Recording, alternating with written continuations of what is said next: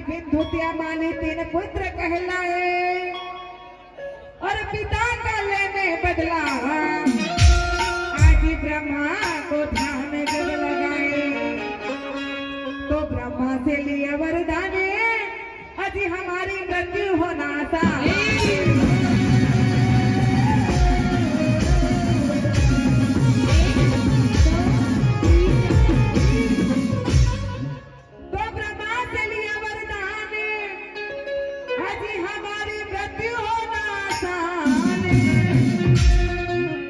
दिमाग क्या जहरा पल्लू में जी, दिमाग क्या जा रहा है पल्लू में।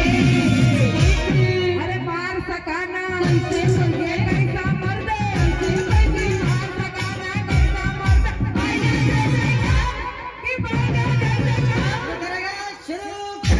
छुप जाओ रख के पल्लू में।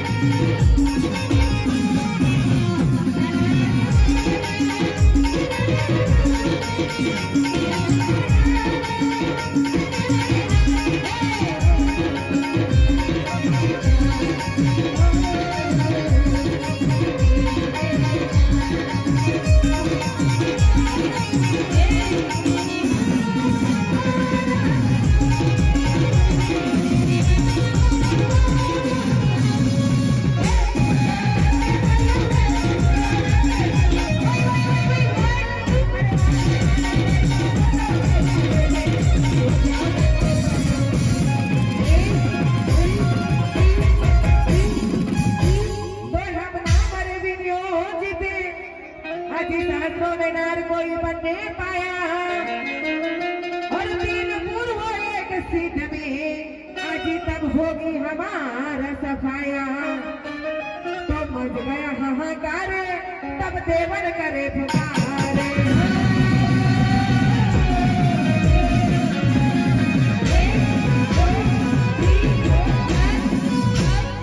तो मच गया हाहाकार आज तब देवन करे पुकारे। दिखे पूरा यहाँ पर झंडू में ही, दिखे पूरा यहाँ पर झल्लू में। ये मार सकाना कैसे